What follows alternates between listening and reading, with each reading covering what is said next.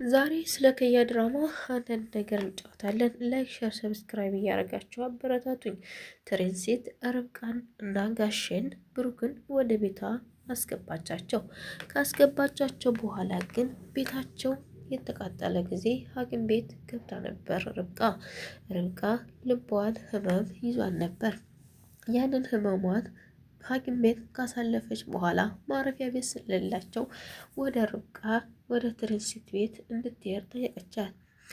ርብቃ ጋሽም ሆነ አንቺም ብሩኬ ሆናችሁ ሄዳችሁ እኔ ጋር መኖር ትችላላችሁ፣ እናም ናይ እንሂድ ብላ ወደ ቤቷ ካመጣቻት በኋላ ብሩኬ ግን ትሬንሲት ፍቅሯ ስላልወጣላት ርብቃ ስስመው ስታቅፈው ስታይ በጣም ተናደደች።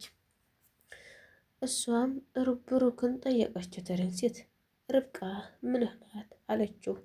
ርብቃ የምወዳት የምሳሳላት እህቴ ናት፣ ሌላ ነገር አትሰቢ አላት። እሷም እሺ አለች። ግን በህልሟ የሆነ ነገር አስፈራራትና ወረደች ወደታች። ወደታች ስትወርድ ግን ብሩክን እያለበሰችውና እየነካካችው አየቻት። ርብቃ እንደዛ ስታረ ስታይ እሷ ትሬንሲት ርብቃ ለምን ትነካኪዋለሽ? አንቺ ለብሩክ የተለየ ስሜት እንዳለሽ ይታይብሻል።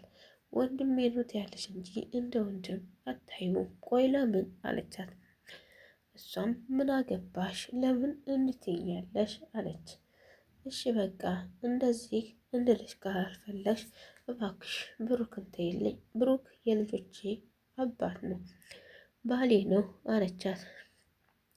ባሌ ነው ብለሽ ባሰብሽ ጓደኛውን አታገቢበትም ነበር። ጓደኛውን ለምን ማግባት አስፈለገ? በጣም አሳፋሪ ስራ ነው እኮ የሰራሽው።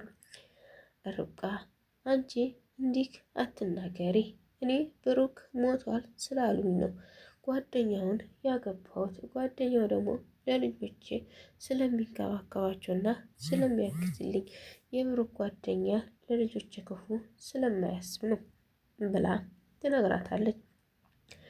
ቢሆን የጓደኛ አይገባም።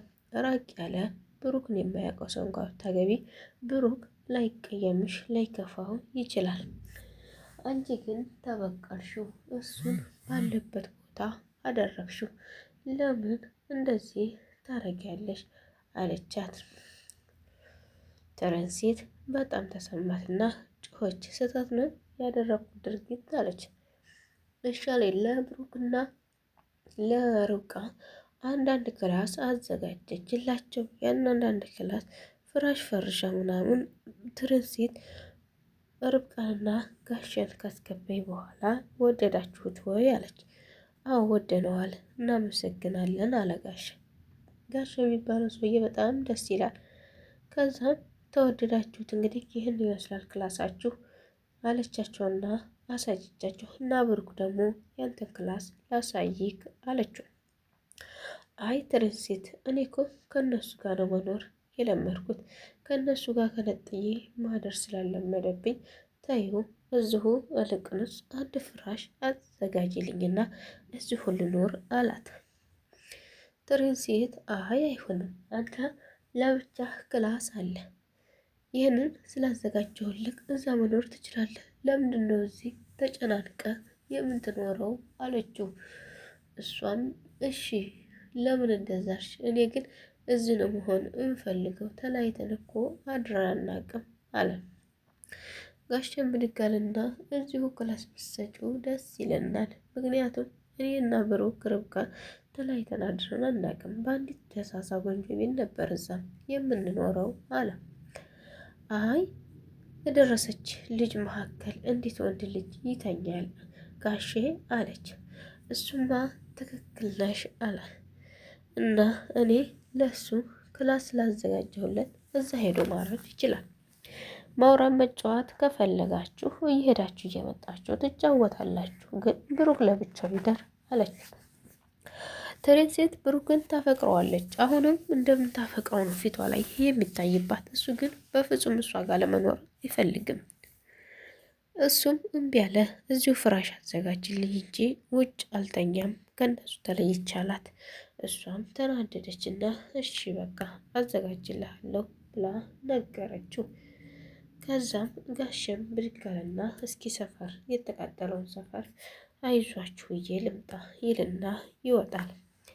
እዛ ሲሄድ ግን ቤቱ የተቃጠለው በነጋሽ ሚስት ሰበብ እንደሆነ ሁሉም ሰው ይናገር ይዟል።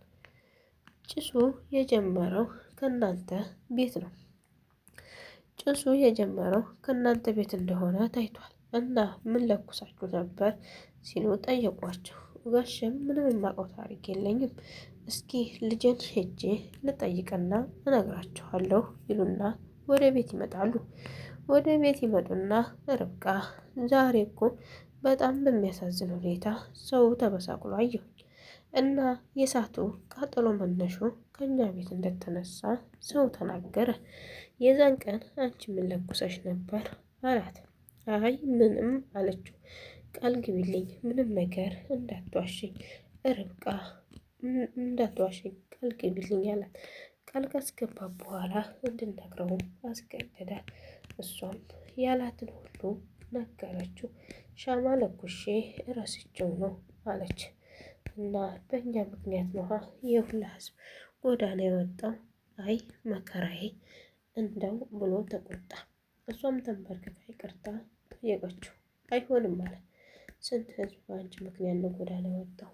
አሁን ያቺ ህፃን ልጅ ተሻረች ነው ይቅር እምልሽ ብሎ ተናዶ ከዛ ቤት ወጣ። ከዛ ቤት ወጣ። ብሩክ ድንገት መጣ። ብሩክ ሲመጣ ወይናቸው ጋሼ ሲል ጋሼ ወደ ውጭ ወጥተዋል። ርብቃ ክላሳችሁ ነው ለምን ወደ ውጭ በዚህ ሰዓት ተሄደበት አልተመለሰም ሲል ጠየቃት። አይ ተመልሶ ነበር ግን የቤቱ ቃጠሎ የተቃጠለው በርብቃ ምክንያት እንደሆነ ሲሰማ ተናዶ